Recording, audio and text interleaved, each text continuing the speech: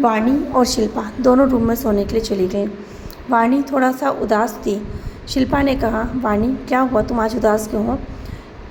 वाणी ने कहा, छोटी माँ पता नहीं क्यों मुझे कुछ समझ में नहीं आ रहा, मैं क्यों उदास हूँ, क्या प्रॉब्लम है? सब कुछ इतना अच्छा चल रहा है, आज के सारे मैचेस हम लोग जीत गए हैं और अब हमें हारने की कोई चिंता ही नहीं है, क्योंकि अगर कल का मैच बॉयज़ जीत भी जाते हैं तो हमारे बीच में टाई हो जाएगा। और वैसे भी मुझे शुरू से भी हार या जीत की कोई चिंता ही नहीं थी।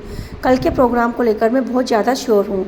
मैं ये नहीं चाहती कि हम ही जीतें, बस मैं ये चाहती हूँ कि हमारा प्रोग्राम बहुत अच्छे से हो जाए। पर इस प्रोग्राम को करते करते मुझे कुछ अजीब सा लग रहा है, कुछ समझ में नहीं आ रहा। मैं जब जब इसकी प्रैक्टिस कर रही हूँ ना, मुझे बहुत ही अजीब सा लग रहा है कि मैं ऐसा सब कुछ देख चुकी हूँ, ये सब कुछ मैंने सपने में देखा है, पर मुझे ये सब कुछ रियल लग रहा है।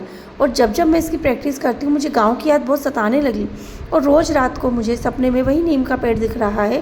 मुझे कुछ समझ में नहीं आ रहा। मेरा बहुत मन है, अब मुझे इस प्रोग्राम में या एग्ज़ाम में कोई इंटरेस्ट ही नहीं रहा। अब तो मुझे इंटरेस्ट है कि मैं जल्दी से रामपुर चली जाऊँ। छोटी माँ, आप कैसे भी करके बस टिकट करवा लीजिए, हम हमारे एग्ज़ाम के दूसरे दिन ही रामपुर चलेंगे ना। और वैसे भी चिराग के एग्ज़ाम भी स्टार्ट हो गए हैं, तो 10-15 दिन में उसके एग्ज़ाम भी ख़त्म हो जाएंगे और हमारे एग्ज़ाम भी बस चालू होने ही वाले हैं। उसके बाद मेरे भी एग्ज़ाम ख़त्म हो जाएंगे, तो हम लोग जल्दी से रामपुर चलते हैं। शिल्पा ने कहा, बेटा तू टेंशन मत ले और आराम से सो जा, और बस ये बता कल के लिए तुझे कोई चीज़ की ज़रूरत हो या कोई सामान चाहिए हो तो बता दे। वाणी ने कहा, नहीं माँ, हमारी सब तैयारियाँ हो गई हैं, बस कल आप लोग शाम को ठीक टाइम से पहुँच जाना। मैं चाहती हूँ जब मेरा प्रोग्राम हो तो आप लोग बिल्कुल सामने हों, आप, चाचू, चिराग सब सामने रहना और बस हमारे प्रोग्राम को अच्छे से होते हुए देखना। शिल्पा ने कहा, बेटा ये भी कोई कहने की बात है, हम लोग बिल्कुल टाइम से पहुंच जाएंगे, तू बस टेंशन नहीं ले और बस जल्दी से सो जा। वाणी सो गई। शिल्पा फिर उसका हाथ पकड़ के सोई थी। शिल्पा रोज़ उसका हाथ पकड़ के सो रही थी कि जब भी वाणी उठे तो उसे पता चल जाए, पर वो इस बात को लेकर निश्चिंत थी कि कुछ रातों से वाणी नहीं उठी। पर जब से वाणी ने उसे बताया कि वो रोज़ रात को वही नीम के पेड़ का सपना देख रही है, तो यह देखकर शिल्पा को कुछ अजीब सा लगा। शिल्पा ने सोचा क्या वो इस वजह से नहीं उठ रही? जो भी बात है उसे कुछ समझ में नहीं आ रहा था। खैर अब शिल्पा ने सोच लिया था कि अब जैसे ही एग्ज़ाम ख़त्म होते हैं वो वाणी को डॉक्टर को दिखाएगी, क्योंकि अगर अभी डॉक्टर को दिखाया तो कहीं इस बात से उसकी पढ़ाई पर कोई असर ना पड़े। और शिल्पा नहीं चाहती थी कि वाणी की पढ़ाई पर कोई असर हो, क्योंकि वाणी क्लास की सबसे ब्रिलियंट स्टूडेंट थी।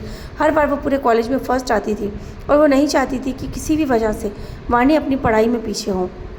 इसीलिए वाणी और शिल्पा दोनों सो गई। बहुत रात हो गई। अचानक शिल्पा को कुछ महसूस हुआ। शिल्पा ने देखा वाणी उसका हाथ छुड़ाकर उठकर खड़ी हुई और बाहर जाने लगी। शिल्पा भी वाणी की तरफ गई। शिल्पा देखती रही, वाणी आगे जाती जा रही है। शिल्पा को कुछ समझ में नहीं आ रहा था। वाणी घर के मेन रोड तक पहुंच गई और अचानक वाणी ने एक झटके से गेट खोल लिया। शिल्पा देखकर हैरान थी कि वाणी ने इतनी जल्दी गेट कैसे खोल लिया। शिल्पा छुप छुप कर उसे देखती रही। वाणी आगे चलती गई। बहुत रात हो चुकी थी और वाणी चले जा रही थी। उसे कुछ समझ में नहीं आ रहा था। वाणी चलते चलते बहुत ज़्यादा दूर आ गई। शिल्पा भी बहुत दूर तक चलते आ गई। शिल्पा को अब काफ़ी थकान महसूस होने लगी थी, क्योंकि आधा पौन घंटे से ये लोग चले जा रहे थे। इतनी सुनसान रात में अकेले जाना शिल्पा को कुछ समझ में नहीं आया। शिल्पा यूं ही उसके पीछे चल पड़ी। उसने राजेश को भी इस बारे में नहीं बताया, ना ही उसने अपना मोबाइल फ़ोन लिया, ना ही टॉर्च ली। और वाणी तो जैसे बिंदास चले जा रही थी, उसे कुछ आगे पीछे चलने वाले का कुछ होश ही नहीं था। शिल्पा भी उसके थोड़ा ही पीछे थी। इनको चलते चलते 1 घंटा हो गया। 1 घंटे चलने के बाद अचानक वाणी रेलवे स्टेशन पर आ पहुंची। शिल्पा ये देखकर बहुत हैरान हो गई कि वाणी रेलवे स्टेशन पर क्या कर रही है, क्या चाहती है वाणी। शिल्पा बहुत ज़्यादा हैरान थी। उसके पास फ़ोन भी नहीं था कि वो राजेश को फ़ोन लगा ले।